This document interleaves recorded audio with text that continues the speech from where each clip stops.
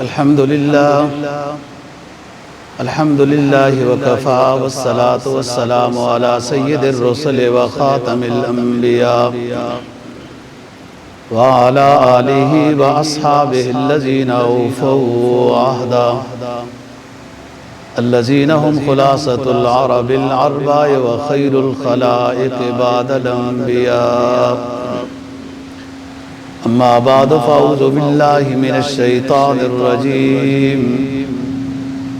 بسم الله الرحمن الرحيم. يومئذ لا تنفع الشفاعة إلا من أذن له الرحمن ورضي له قولا. قال النبي صلى الله عليه وسلم: أنا سيد ولد آدم يوم القيامة ولا فخر، وأنا أول من تنشق الأرض عنه ولا فخر، وأنا أول شافع وأول مشفع يوم القيامة ولا فخر، ولواء الحمد بيدي يوم القيامة ولا فخر.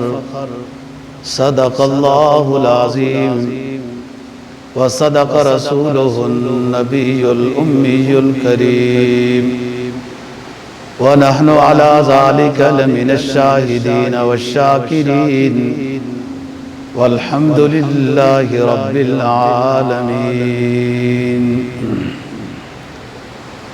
16واں پارہ سورہ طٰہٰ کی ایک آیت کریمہ تلاوت کی ہے، اور جناب نبی پاک صلی اللہ علیہ وسلم کا ایک فرمان تلاوت کیا ہے جس کو ابن ماجہ نے روایت کیا ہے. قرآن مجید کی آیت کریمہ کا مفہوم یہ ہے: یومئذ لا تنفع الشفاعۃ الا من اذن له الرحمن ورضی له قولا. اس دن یعنی قیامت کے دن کسی کو شفاعت کرنے کی جرأت نہیں ہوگی الا من اذن له الرحمن، مگر وہی شخص شفاعت کر سکے گا جس کو اللہ پاک اجازت دیں گے. ورضی له قولا، اور اللہ اس شفاعت کرنے والی بات سے خوش بھی ہو جائے. شفاعت تب ہوگی جب اللہ اجازت دیں گے. جس کو اجازت دیں گے وہ شفاعت کرنے کے لیے کیا جملے ادا کرے گا، ان جملوں سے اگر اللہ خوش ہو گیا تو پھر وہ شفاعت قبول ہوگی. الا من اذن له الرحمن ورضی له قولا، اور اس کی بات جو سفارش کی تھی اللہ اس سے خوش بھی ہو. جناب نبی پاک صلی اللہ علیہ وسلم کے فرمان کا مفہوم یہ ہے، فرمایا آپ نے کہ میں قیامت کے دن تمام جن و انس کا سردار ہوں گا، اور میں یہ بطور غرور کے بات نہیں کر رہا، بطور شکر کے تحدیث نعمت کے طور پر یہ بتا رہا ہوں کہ مجھے یہ آخرت میں مقام ملے گا. دنیا میں بھی مل چکا ہے امامت انبیاء کے لحاظ سے. دوسری بات کہ جب نفخہ ثانیہ ہوگا لوگ اپنے قبروں سے اٹھیں گے، سب سے پہلے میں اٹھوں گا. انا اول من تنشق الارض یوم القیامہ. تیسری بات کہ قیامت میں سب سے پہلے مجھے شفاعت کا اذن ہوگا. اس کے بعد پھر انبیاء علیہ السلام اور لوگوں کو سفارش کرنے کی اجازت ملے گی، لیکن سب سے پہلے مجھے ملے گی اور میری سفارش کو قبول بھی کیا جائے گا.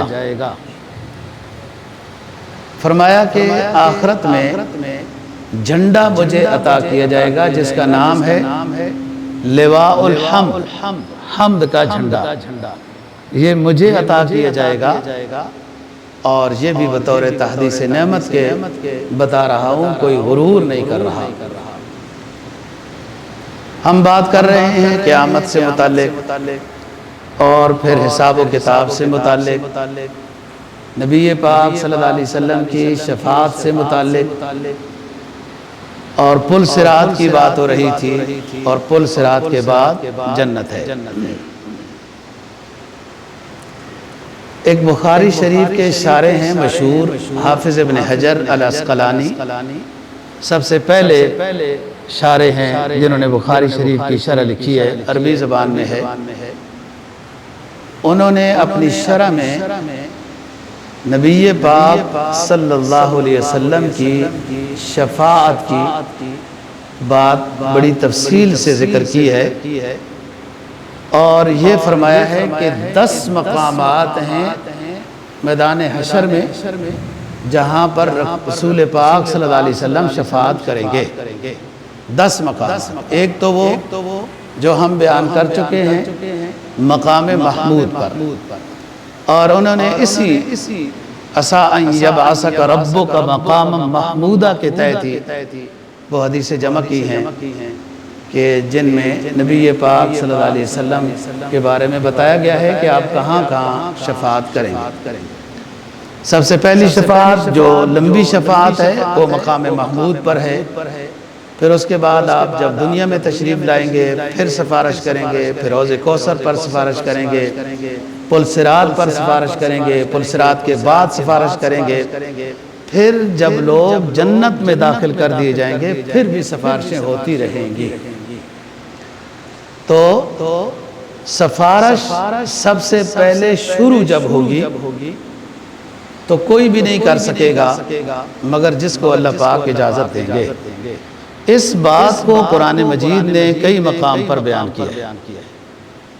آج ہم نے جو آیت تلاوت کی ہے وہ 16ویں پارے کی ہے، یومئذ لا تنفع الشفاعۃ الا من اذن لہ الرحمن، کسی کی شفاعت کوئی فائدہ نہیں دے گی الا من اذن لہ الرحمن، مگر جس کو اللہ اجازت دیں گے کہ آپ سفارش کر سکتے ہیں۔ اور اس نے بھی درست بات کہی، سفارش کرنے میں بات کرنے کا بھی طریقہ آنا چاہیے۔ بعض لوگ اپنا مدعا درست سمجھ رہے ہوتے ہیں اور وہ درست ہوتا بھی ہوگا لیکن ان کو بیان کرنا نہیں آتا، جس کی وجہ سے محروم ہو جاتے ہیں۔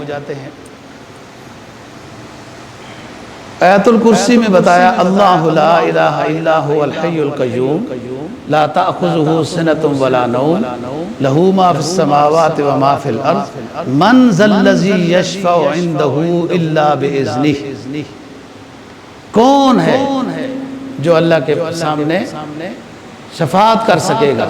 کون ہے؟ الا باذنہ، مگر اللہ پاک جس کو اجازت دیں گے وہ شفاعت کر سکے گا۔ تو سب سے پہلے اجازت رسول پاک صلی اللہ علیہ وسلم کو ہوگی، اور یہ مرحلہ وار سفارش ہوتی رہے گی، مرحلہ وار۔ سب سے پہلی تو بڑی شفاعت ہے جس کو شفاعت کبریٰ کہا جاتا ہے۔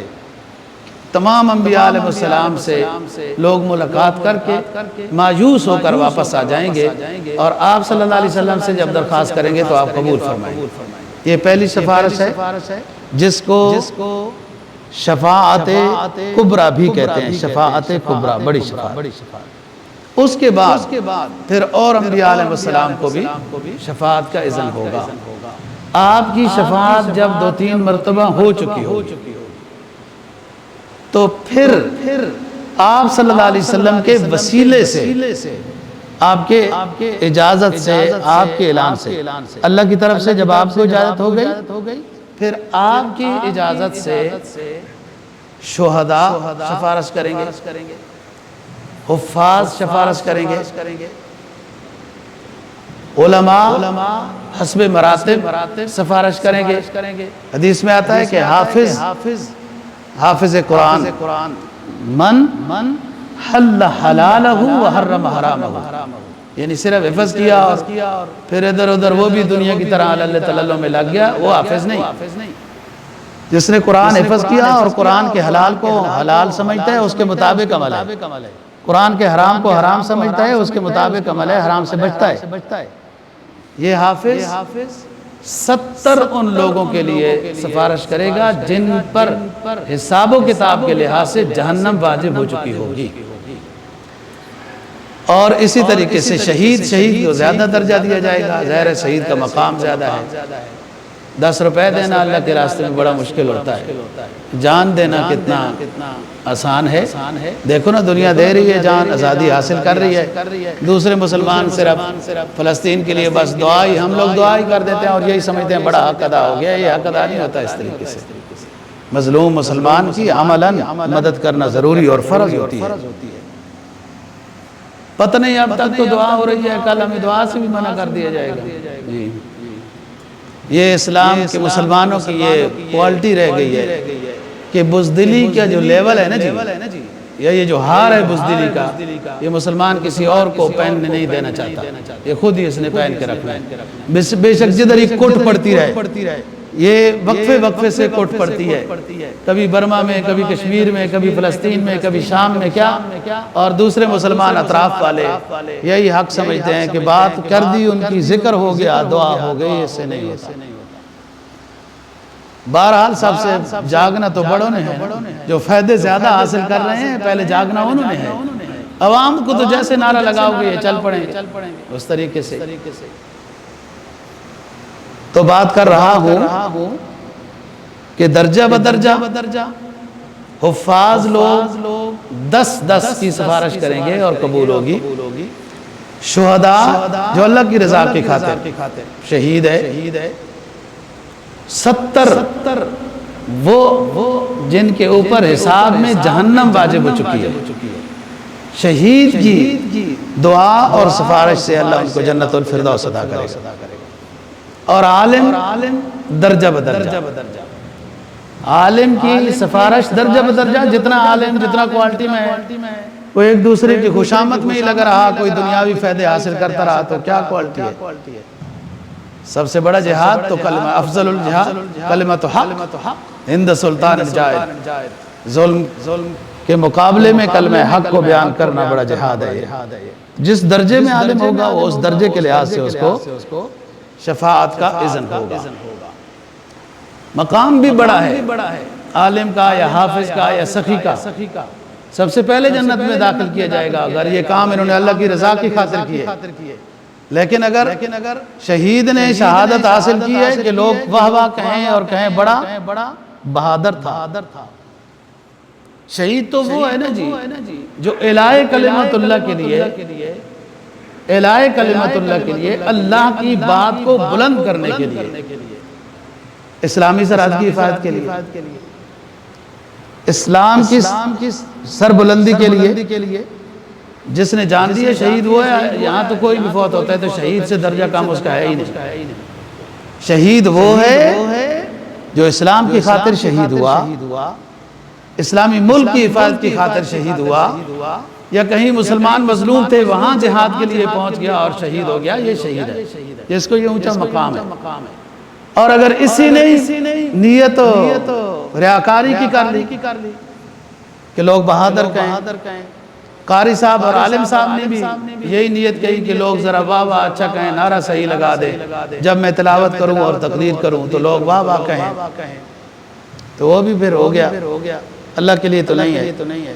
سخی بھی تصویر کے لیے نام آنا چاہیے، بڑی سرخی چھپنی چاہیے، اس لیے سخاوت کرتا رہا، اور یہ بھی ریاکاری ہے۔ یہ ان تینوں کو حاضر کیا جائے گا اور پوچھا جائے گا عالم حافظ سے تم نے کیا کیا، تو کہیں گے ہم نے آپ کی خاطر، اے اللہ آپ کی خاطر قرآن سنایا، واعظ و نصیحت کی ہے۔ جواب ملے گا تم نے واہ واہ کے لیے یہ کام کیا تھا، وقد قیل، نیت واہ واہ کی تھی، واہ واہ ہو گئی ہے، تمہیں دنیا میں مل چکی ہے وہ واہ واہ۔ سخی بھی یہی کہے گا میں نے آپ کے غریب بندوں کی اللہ مدد کی ہے، تو اللہ فرمائے گا تم نے بھی وہاں شہرت اور ریاکاری کے لیے کی تھی اور وہ شہرت دنیا میں مل چکی ہے، ہمارے لیے جو کیا تھا آخرت میں وہ کوئی نہیں ہے۔ اور یہی بات شہید کے لیے بھی ہوگی۔ تینوں کا مقام اونچا ہے، خود بھی جنت میں جائیں گے اور جہنمیوں کے لیے سفارش کریں گے، ان کو بھی جنت مل جائے گی۔ کم از کم ان دو ہیں، اس میں حافظ عالم تو، لیکن ان کا مقام خطرناک بھی ہے کہ اگر اللہ کی رضا کی خاطر سخاوت نہیں تھی، ریاکاری تھی، جہاد اللہ کی رضا کی خاطر نہیں تھا، ریاکاری تھی، پڑھنا پڑھانا، واعظ و نصیحت، تلاوت واہ واہ کے لیے تھی، تو یہ عمل ضائع تو ہوا ہے، لیکن اس ریاکاری کی وجہ سے گناہ بھی ملے گا اور جہنم جائے۔ تو بات یہ ہے کہ آخرت میں سب سے پہلے شفاعت کا اذن نبی پاک صلی اللہ علیہ وسلم کو ہوگا، پھر اس کے بعد اور انبیاء کو، پھر آپ کے بعد حفاظ کو، شہداء کو، علماء کو، علی حسب المراتب، جیسے جس کا کارنامہ ہوگا اس لحاظ سے۔ جس وقت پل صراط سے گزرنا ہوگا، جو قرآن مجید کی آیت ہے وَتَرَى الْمُؤْمِنِينَ وَالْمُؤْمِنَاتِ يَسْعَى بَيْنَ أَيْدِيهِمْ وَبِأَيْمَانِهِمْ نُورُهُمْ يَسْعَى بَيْنَ أَيْدِيهِمْ وَبِأَيْمَانِهِمْ بُشْرَاكُمُ الْيَوْمَ جَنَّاتٌ تَجْرِي مِن تَحْتِهَا الْأَنْهَارُ خَالِدِينَ فِيهَا ذَلِكَ هُوَ الْفَوْزُ الْعَظِيمُ۔ اے مخاطب، آپ مومن مردوں کو، سورہ حدید، آپ مومن مردوں کو، مومن عورتوں کو دیکھیں گے، یسعی نورہم بین ایدیہم وبایمانہم، ان کے آگے دائیں بائیں روشنی ہوگی، میدان حشر میں تو روشنی نہیں ہوگی، یہ ان کی اپنے ایمان کی روشنی ہوگی، اور اس روشنی سے وہ چل رہے ہوں گے، خوشخبری دی جا رہی ہوگی بشراکم الیوم جنات تجری من تحتہا الانہار خالدین فیہا، خوشخبری ہے تمہارے لیے، یہ نور کا مل جانا برات استحلال ہے، یہ اشارہ دیا جا رہا ہے اس روشنی کا تمہیں مل جانا، اشارہ دیا جا رہا ہے کہ کامیابی یقینی بن رہی ہے۔ جیسے عمال نامہ دائیں ہاتھ میں میدان حشر میں دیا گیا، حساب تو ابھی بعد کی بات ہے، اس عمال نامے کے ملنے سے بھی بندہ خوش ہو جائے گا کہ انشاءاللہ اچھا ہونے والا ہے، اسی طرح روشنی کا بھی مل جائے۔ یقول المنافقون والمنافقات انظروا نقتبس من نورنا، وہ روشنی ظاہر ہے جب ایمان والوں کو ملی تو اس روشنی کا اندازہ تو منافقین کو بھی ہو گیا۔ یقول المنافقون والمنافقات للذین آمنوا انظروا نقتبس من نورکم قیل ارجعوا وراءکم فالتمسوا نورا، جو روشنی کا اندازہ منافقین کو ہوا تو وہ کہیں گے تھوڑا رکو، آپ کی روشنی سے ہم بھی چل لیتے ہیں، تھوڑا ہمیں بھی حصہ مل جائے۔ جیسے دنیا میں کسی کے بندے کے پاس روشنی ہو، موبائل ہے، اس نے لائٹ آن کر لی، چل رہا ہے تو سائیڈ والا فائدہ اٹھا سکتا ہے، وہ کہتا ہے مجھے بھی ساتھ لے کے چلو۔ اسی منطق اور فلسفے کے تحت جب ایمان والوں کو روشنی ملے گی تو سائیڈوں میں جو منافق کافر تو پیچھے رہ گئے، منافق جس کا اندازہ ہمیں نہیں ہو سکتا، وہ اللہ جانتا ہے اور وہ بندہ جانتا ہے کہ وہ کتنا سچا ہے، اندر باہر اس کا کتنا برابر ہے۔ منافق کی دو قسمیں ہیں، ایک منافقین وہ ہے جن کے بارے میں نبی پاک صلی اللہ علیہ وسلم کو وحی کے ذریعے سے اپنی ظاہری حیات میں آپ کو بتا گیا تھا۔ مدینہ میں جو لوگ تھے سینکڑوں میں تھے، جن منافقین کے نام آپ صلی اللہ علیہ وسلم کو وحی کے ذریعے سے بتا دیے گئے تھے، ایک وہ منافق، اور بعض کو تو آپ نے جمعے کی نشست ہی اٹھا دیا تھا کہ آپ کیا ہمارے پیچھے لینے آئے ہو، باہر جا کے ہمارے خلاف پروپیگنڈا کرتے ہو، باتیں کرتے ہو، جمعہ پڑھنے آئے ہو، چلو اٹھ جاؤ باہر۔ یہ سن 9 ہجری میں جب نام بتا دیے گئے اور آپ نے بھی مخصوص ساتھی کو بتا دیے تھے نام، جن کو پھر امین هذه الامہ کا لقب بھی دیا گیا۔ حضرت عمر رضی اللہ تعالیٰ عنہ جیسے لوگ بھی امین هذه الجمہ سے وہ امہ سے پوچھا کرتے تھے کہ نام بتاؤ نا کس کے، تو نے کہا سب کو بتانے ہوتے تو پھر مجھے تنہائی میں کیوں بتائے گئے ہیں۔ حضرت عمر رضی اللہ تعالیٰ عنہ دیکھتے تھے کہ جہاں ابو حذیفہ آئے ہیں جنازہ پڑھنے پڑھانے تو میں بھی وہاں پڑھوں گا، اور جس کا جنازہ پڑھنے نہیں آئے تو پھر وہ نہیں پڑھتے تھے کہ ان کو نام پتہ ہے۔ ایک منافق وہ ہے جو آپ صلی اللہ علیہ وسلم کے زمانے میں آپ کو تکلیف دی، جہاد میں چل پڑے، راستے میں واپس آ گئے، کبھی وہ پروپگنڈا کیا، کبھی تہمت لگائی، کبھی کیا کیا، تکلیف دیتے رہے مسلمانوں کو۔ بعض دفعہ کسی جہاد سے یہ بھی کیا کہ ہم عزت والے لوگ ہیں، مسلمان ذلیل ہیں، اس طرح کی باتیں سورہ منافقون میں ہیں۔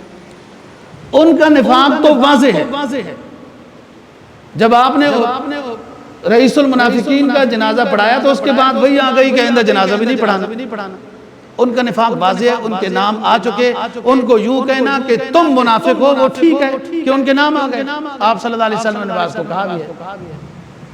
اب ہمارے دور کی جو بات ہے، کسی کو ہم یہ نہیں کہہ سکتے کہ تم منافق ہو، کیونکہ آپ صلی اللہ علیہ وسلم کو تو وحی کے ذریعے سے بتا دیا گیا تھا کہ آپ کے پیچھے نماز پڑھنے والے، آپ کے مدینہ میں رہنے والے فلاں فلاں لوگ منافق ہیں، وہ تو واضح ہو گیا تھا۔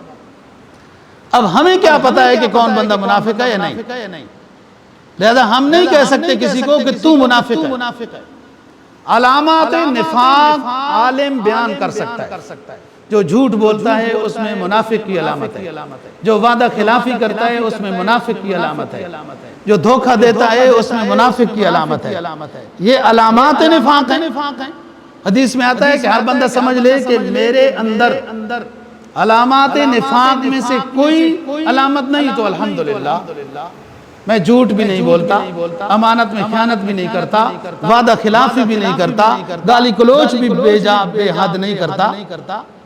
تو یہ جائزہ لے لے، اس کے اندر علامات نفاق نہیں ہے، اللہ کا شکر ادا کرے۔ اور اگر اس کے اندر علامات نفاق ہیں، جھوٹ بھی بولتا ہے، وعدہ خلافی بھی کرتا ہے، وعدہ خلافی تو کوئی بات ہی نہیں، امانت میں خیانت تو ہاتھ کی صفائی سمجھی جاتی ہے، اور ذرا سی غلطی پر اتنا کچھ کہہ دیا جاتا ہے۔ یہ علامات نفاق ہیں۔ حدیث میں آتا ہے جس کے اندر ہیں اس کے اندر اتنا نفاق ہے، جس کے اندر علامات نفاق میں سے جتنا کچھ ہے اس کے اندر اتنا نفاق ہے، وہ نفاق کو دور کرے۔ منافق جنت میں نہیں جائے گا۔ تو یہ ہم کہہ نہیں سکتے کسی کو تم منافق ہو، علامات نفاق بتا سکتے ہیں، اور ہر بندہ اپنے جائزہ لے سکتا ہے۔ قرآن کیا کہتا ہے؟ الانسان علی نفسہ بصیرہ ولو القی معاذیرہ۔ ہر انسان اپنے آپ کو بخوبی جانتا ہے۔ رات کی تنہائیوں میں مسجد میں تہجد ادا کرنے جاتا ہوں یا کہیں اور جاتا ہوں، میرا لین دین صاف ہے، جھوٹ بولتا ہوں یا رشوت لیتا ہوں، دھوکے سے کاروبار کرتا ہوں، دفتر میں ڈنڈی مارتا ہوں۔ الانسان علی نفسہ بصیرہ، ہر انسان اپنے آپ کو بخوبی جانتا ہے، لوگوں کے سامنے بڑی بڑی باتیں کرتا رہتا ہے۔ وَلَوْ أَلْقَى مَعَاذِيرًا، لوگوں کے سامنے تو بڑے عذر اور اپنی بڑی دانائیاں پیش کرتا ہے، اس سے کچھ نہیں ہوگا۔ حقیقت وہ ہے جس میں تو خود ہے۔ ہر کوئی جانتا ہے میرے اندر نفاق کی علامتیں کیا ہیں، اور اس سے کوئی فائدہ نہیں ہے دوستو۔ جھوٹ سے پیسہ کمانا، وعدہ خلافی سے پیسہ کمانا، اس لیے تو وعدہ خلافی کی جاتی ہے نا، پیسے کی لالچ ہے نا۔ اور کیا مطلب ہے وعدہ خلافی کا؟ وعدہ خلافی سے پیسہ کمانا، جھوٹ بول کر پیسہ کمانا، امانت میں خیانت کر کے پیسہ کمانا، دفتر کا ٹائم پورا نہ دینا اور پیسہ کمانا، کاروبار میں جھوٹ بول کر پیسہ کمانا، یہ پیسہ تو ظاہری طور پر کمایا گیا، لیکن جن کو کھلایا جائے گا، جن پتھروں کو عطا کی تھی دھڑکنیں ہم نے، جب انہیں زباں ملی ہم پہ ہی برس پڑے۔ جن کو یہ مکروہ رزق کھلاؤ گے، حرام رزق، مشکوک رزق کھلاؤ گے، فرمانبردار نہیں بنیں گے۔ رزق جو ایسا کھلایا، توجہ سے، حدیث میں آتا ہے کہ جو شخص من اتا عرافن، وہ جو راستے میں بیٹھے ہوتے ہیں نا، لکیریں بتاتے ہیں۔ اچھا چلو کسی نے لکیر بتا دی، یہ زندگی کی لکیر ہے اور پوری آخر تک چلی گئی۔ میں ویسے سبق نہیں پڑھا رہا ہوں آپ کو، ایک مسئلہ سمجھا رہا ہوں۔ یہ زندگی کی لکیر ہے پوری آخر تک چلی گئی، کیا مطلب ہے؟ میری زندگی کا کیا مطلب ہے کہ میں قیامت تک زندہ رہوں گا؟ یہ زندگی کی لکیر تو پوری ہے۔ لوگ کہتے ہیں یہ زندگی کی لکیر ہے، فضول بات ہے۔ میرا یہ عقیدہ نظریہ نہیں ہے. اچھا یہ جناب یہ دماغ کی لکیر ہے، یہ عقل کی لکیر ہے. اچھا کیا ہو گیا؟ یہ رزق کی لکیر ہے، رزق تھوڑا ہے. اچھا آپ کو پتہ چل گیا یہ صحیح نہیں ہے یہ نظام. آپ کو پتہ چل گیا رزق کم ہے تو آپ لکیر کو بڑا کر سکتے ہیں، سرجری کرا کے لکیر بڑا کر سکتے ہیں. فضول بات. لکیر بڑی ہے تو چھوٹی نہیں کر سکتے، چھوٹی ہے تو بڑی نہیں کر سکتے. اسلام کیا کہتا ہے؟ انما طائرہ فی عنقی، دوست تیرا نصیب تیرا مقدر تیرے پاس ہے، تیری گردن میں ہے. اچھے اعمال عقیدہ اچھا بنا، تیرا نصیبہ اچھا ہو جائے گا.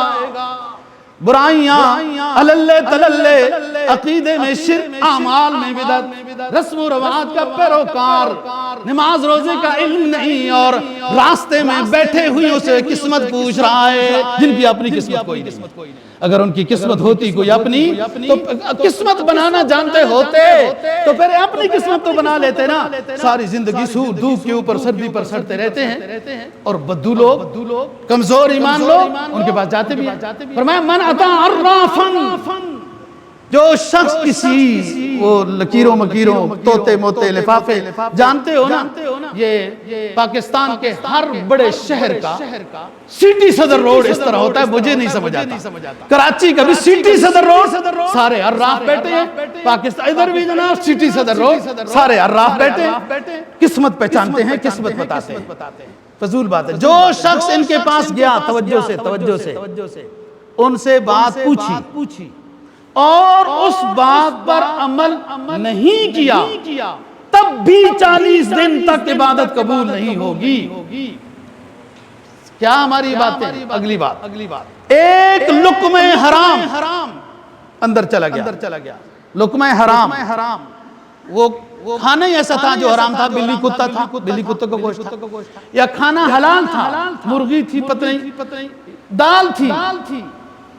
لیکن آپ نے جس رزق سے وہ دال ہوٹل سے لی ہے وہ رزق آپ کا رشوت کا تھا. وہ دال حرام ہے. جو اندر جائے گی ایک لقمہ 40 دن تک کوئی دعا کوئی عبادت قبول نہیں ہوگی. تو جس کو کھلاؤ گے وہ کیسے آپ کا فرما بردار بنے گا؟ تو بات یہ کر رہا ہوں دوستو، منافقین. اب ہم کسی کو منافق نہیں کہہ سکتے، علامات نفاق بتا سکتے ہیں. اور فرمایا جس کے دل میں ذرہ برابر بھی نفاق ہوا وہ جنت میں نہیں داخل ہوگا. اس لیے اپنا نظام صاف ستھرا کرنا چاہیے. جھوٹ سے پاک، وعدہ خلافی سے پاک، خیانت سے پاک، اور کہیں غلطی ہو جائے کسی سے تو بہت زیادہ حد سے تجاوز اور گالیاں. یہ تو اوپر سے لیڈرشپ کے ذریعے سے گالیاں سکھائی جاتی ہیں. کیا اسلام ہے؟ کیا اسلامی ریاست کا درس ہے؟ اور کیا تربیت کی جا رہی ہے ورکر کی؟ ہاتھ سے تجاوز اگر کسی نے کہا، ہاں اگر بہت شوق ہوا کسی کو گالی دینے کا تو حدیث میں آتا ہے گدھا کہہ دو، گائے کہہ دو. اور ادھر تو وہ گالیاں جو کبھی زندگی میں سنی بھی نہیں تھی وہ ہو جاتی ہے. یہ منافق کی علامت ہے. ہم فتویٰ نہیں لگاتے کہ تو منافق ہے.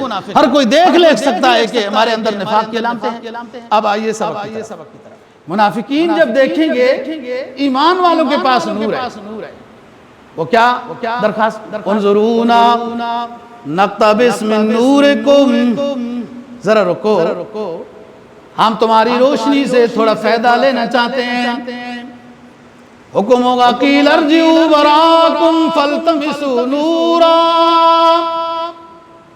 تمہارا دوگلا پن، تمہاری پالیسی یہ تھی کبھی ادھر کبھی ادھر، کبھی ان کی خوشامد ادھر سے پیدا، کبھی اس پارٹی کو چھوڑ کر ادھر. قرآن کہتا ہے دوسرے رکوع میں پہلا پارہ، جب ادھر جاتے ہیں وَإِذَا خَلَوْا إِلَىٰ شَيَاطِينِهِمْ قَالُوا إِنَّا مَعَكُمْ. یہ منافقین کا ٹولہ جو کبھی مسلمانوں کے پاس آتا ہے کبھی کافروں کے پاس جاتا ہے. جب یہ منافقین کا ٹولہ کافروں کے پاس جاتا ہے، کافر ان کو کہتے ہو وہ تم تو نبی کی مجلس میں ہمیں نظر آئے. وہ کہنے لگے ہم تو ادھر جاتے ہیں، ویسے مذاق بنانے جاتے ہیں تمہارے ذرا خیال کرنا. تم دو رخ رکھتے تھے نا منافقین، دو رخ. جس میں آتا ہے جب سب کو روشنی عطا کی جائے گی تو تھوڑی سی منافقین کو بھی عطا کی جائے گی. وہ ظاہری طور پر تو نماز روزے میں شریک تھے نا، اندر سے نہیں تھے۔ جب آگے چلیں گے تو سارا اندھیرا جہاں ہوگا، مومنین اپنی روشنی سے چل رہے ہیں، جو منافقین کو روشنی دی گئی تھوڑی سی واپس لے لی جائے گی، سلب کر دی جائے گی منافقین سے روشنی۔ وہ کہے گا یہ کیا بات ہے، ابھی تو دی گئی تھی، ابھی واپس لی گئی۔ بتایا جائے گا تمہارا طریقہ بھی یہی تھا، ادھر وعدہ کر کے جاتے تھے، ادھر جا کے پھر جاتے تھے۔ یہ اسی طریقے سے کیے جا رہا ہے جو تمہارا دنیا میں رہنے کا طریقہ تھا، ادھر نبی سے وعدہ کیا، ادھر مڑ گئے، اور جو دنیا میں نفاق ابھی بتایا ہے لے لیا جائے گا۔ جب لے لیا جائے گا، منافقین سے نور اور روشنی دے کر واپس لے لی جائے گی، تو مومنین بھی پریشان ہو جائیں گے کہ یہاں کہیں اصول یہی تو نہیں ہے، کیا پتا قیامت کا کیا ہونے والا ہے، کہیں روشنی دے کر پہ تھوڑا سا دیکھ لو اور پھر واپس منافقین سے لے لی گئی، تو کیا مومنین سے بھی لے لی جائے گی؟ مومنین پریشان ہوں گے۔ نبی پاک صلی اللہ علیہ وسلم پر قرآن مجید کی آیت نازل ہوئی، فرمایا کہ ہم مومنین کو نور دے کر واپس نہیں لیں گے، یہ انہی کی سزا تھی۔ اور یہ تو دنیا میں نبی کو بتایا گیا نا کہ مومنین سے روشنی نہیں واپس لی جائے گی، منافقین سے لی جائے گی۔ جب منافقین سے واپس لی جائے گی تو پریشانی مومنین کو ہے، لیکن سب سے پہلے مومن اعظم کو پریشانی، نبی پاک صلی اللہ علیہ وسلم کو، کہ میرے امتی کو کہیں روشنی دے کر واپس نہ لی جائے۔ قرآن کی آیت نازل ہے، فرمایا یوم لا یخزی اللہ النبی والذین آمنوا معہ نورهم یسعی بین ایدیہم وبایمانہم یقولون ربنا اتمم لنا نورنا واغفر لنا انک علی کل شیء قدیر۔ جب منافقین سے روشنی دے کر واپس لی جائے گی تو مومنین بھی پریشان ہو جائیں گے، کہیں ہمیں بھی جو روشنی دی گئی ہے واپس نہ لی جائے۔ قرآن کہتا ہے اس دن جہاں ساری دنیا غم و حزن میں مبتلا ہوگی، یوم لا یخزی اللہ النبی والذین آمنوا معہ، میں اس میدان حشر میں، اللہ پاک فرما رہے ہیں میدان قیامت میں، جہاں ساری دنیا پریشانی میں ڈوبی ہوئی ہوگی، میں اپنے آخری حبیب کو اور اس کے صحیح ماننے والوں کو غم و حزن میں مبتلا نہیں کروں گا۔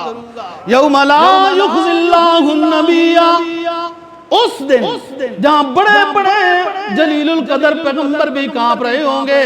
ادھر آؤ نا 19ویں پارے میں حضرت ابراہیم علیہ السلام اللہ سے مناجات میں مصروف ہیں، کیا کہتے ہیں؟ یوم لا ینفع رب لا تخزنی یوم یبعثون۔ حضرت ابراہیم علیہ السلام محو مناجات ہیں، اور یہ خلیل کا لقب پانے والے ہیں، جن کی نسل سے 14,000 انبیاء علیہ السلام آئے، جن کی نسل سے بنو اسماعیل ہیں، اور بنو اسماعیل میں سے سرکار دو جہاں انبیاء علیہ السلام تو آئے ہی آئے، سرکار دو جہاں امام الانبیاء محمد بن عبداللہ صلی اللہ علیہ وسلم حضرت ابراہیم علیہ السلام کے شجرہ نسب میں سے ہیں۔ کیا کہتے ہیں ابراہیم علیہ السلام؟ رب لا تخزنی یوم یبعثون یوم لا ینفع مال ولا بنون الا من اتی اللہ بقلب سلیم۔ اے میرے رب، میدان حشر میں اپنے خلیل کو رسوا نہ کرنا۔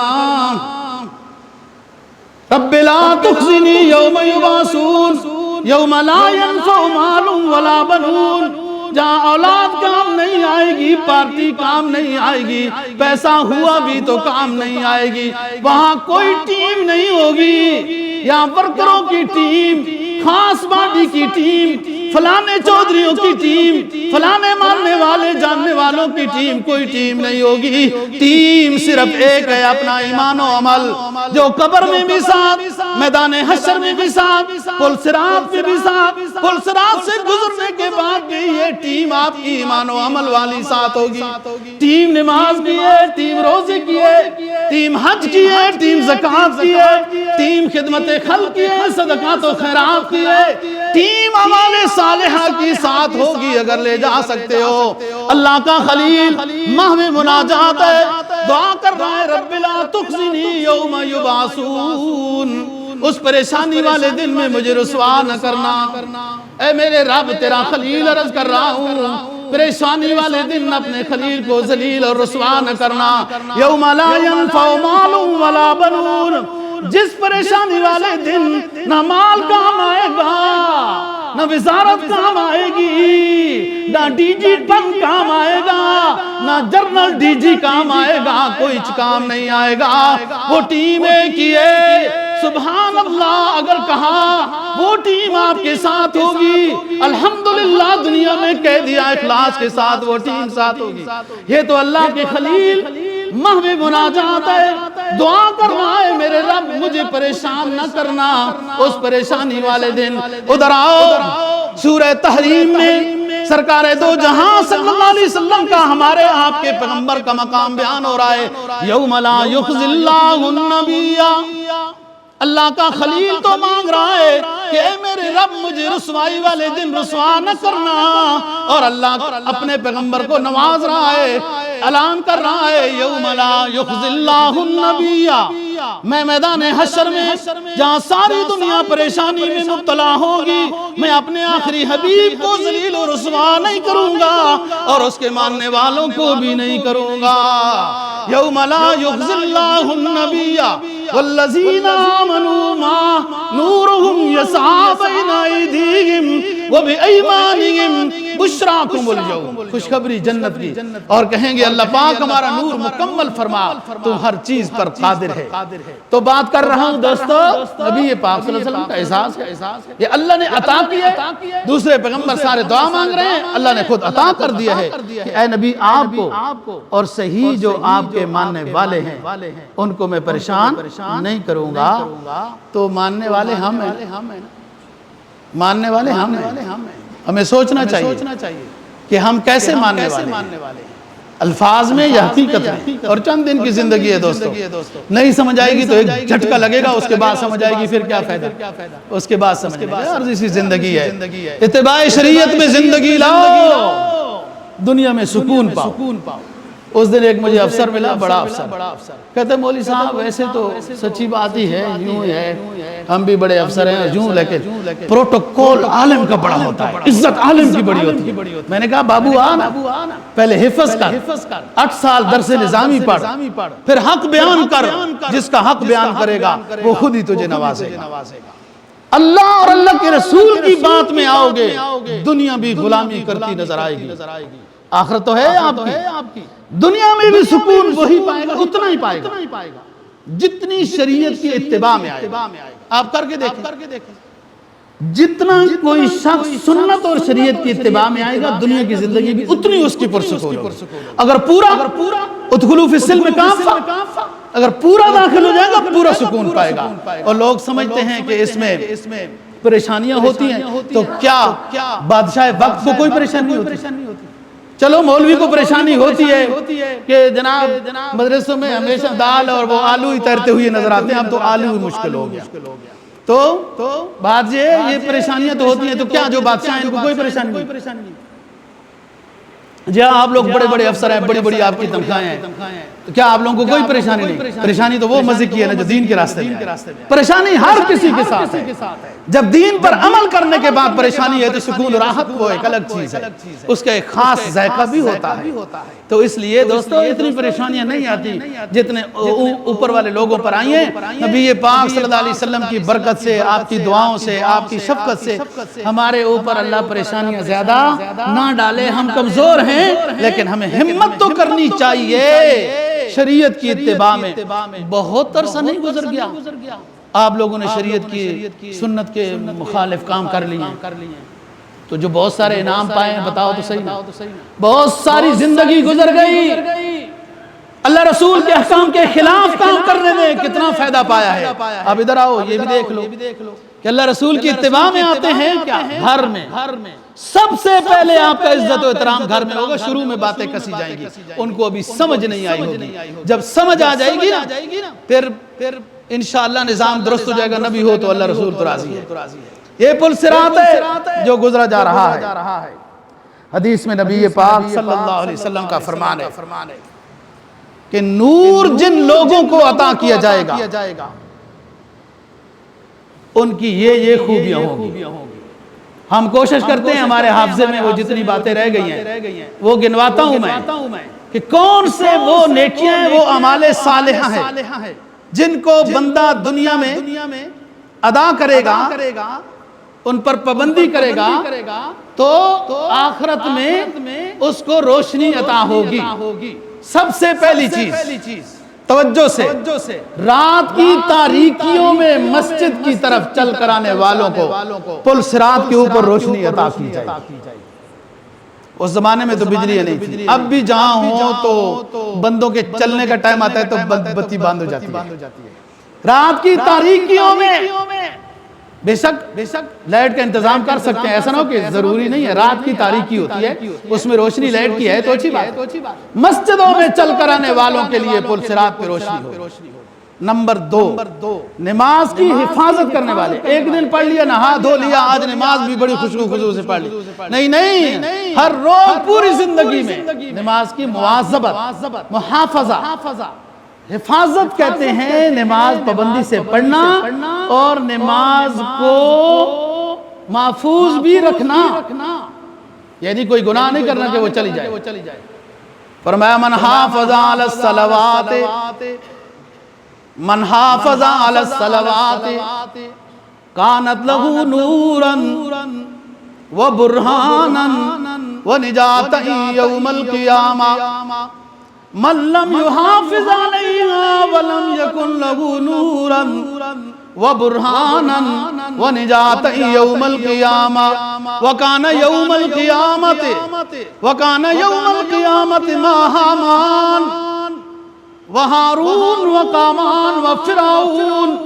جس شخص نے یاد رکھو نماز کا خیال کیا، پابندی کی، اذان کے بعد ہر کام اس نے چھوڑ دیا، چل پڑا اللہ کا حق ادا کرنے کے لیے، میدان حشر میں روشنی ملے گی، براہین و دلائل ملیں گے جس کے ذریعے سے نجات پائے گا. اور جس نے نماز کی حفاظت نہیں کی نہ روشنی ملے گی، نہ بچانے والی کوئی دلیل و برہان ملے گا، بلکہ میدان حشر میں اس کا حشر ہارون کے ساتھ، کامان کے ساتھ، فرعون کے ساتھ ہوگا. وہ بھی نماز نہیں پڑھتے تھے، یہ مسلمان بھی نہیں پڑھتا، ظاہری طور پر دونوں برابر ہیں. اور اس کو ابن ماجہ نے روایت کیا ہے. تو دوسری چیز توجہ سے، رات کی تاریکیوں میں نماز میں آنے والے. نمبر 2، نماز کی حفاظت کرنے والے. نمبر 3، سورہ کہف پڑھنے والے. فرمایا سورہ کہف پڑھنے والے کا میدان حشر میں پاؤں سے لے کر اتنی بڑی مسافت کی روشنی ملے گی جیسے آسمان دیکھ لو. اور جمعے کے دن بہت فضیلت ہے. نمبر 4، تلاوت کرنے والا، قرآن مجید کی تلاوت کا پابند. اور آگے آسانی سنیں، کسی شخص کو قرآن کی ایک سورت آتی ہے، ایک آیت آتی ہے، وہی پڑھتا رہا، تب بھی یہ آیت اس کے لیے پل صراط کے اوپر روشنی کا سبب بنے گی. 4 چیزیں ہو گئی. 5ویں چیز جہاد کرنے والا. یہ تو مشکل ہے، آگے چلتے ہیں، اسلام آباد کا بابو ہے نا، جہاد سے آگے چلتے ہیں. بازار میں بھی، ہر جگہ میں بھی ذکر کرنے والا. سبحان اللہ، الحمدللہ، الحمدللہ، اللہ اکبر. ذکر کرنا. سفید بال آ گئے، بڑھاپا آ گیا، تب بھی نیکی میں مصروف رہا. یہ سفید بال روشنی کا سبب بنیں گے آخرت میں. نور ہے یہ. اور حج کرنے والا، عمرہ کرنے والا، اور اس کے بعد جو بال مڈاتا ہے، ہر بال میدان حشر میں نور بن کر اس کے لیے اٹھایا جائے گا اور پل صراط کے اوپر اس کو روشنی دے گا. اور کنکریاں جہاں لوگ یا کیسے مارتے ہیں میں کئی دفعہ کر چکا ہوں، کنکریاں روشنی بنے گی جمرات کی. اور ظلم کا ساتھ دینے والا، ظلم سے بچ کر رہنے والا، کسی پر زیادتی بھی نہیں کرتا، ظالم سے روکتا بھی ہے وغیرہ. یہ وہ چیزیں ہیں دوستو جو پل صراط کے اوپر روشنی کا سبب بنے گی. ان میں سے بہت ساری چیزیں ایسی ہیں جن کو ہم اپنا سکتے ہیں. اللہ میرا کہنا اور آپ کا سننا قبول و منظور فرمائے. وآخر دعوانا الحمدللہ.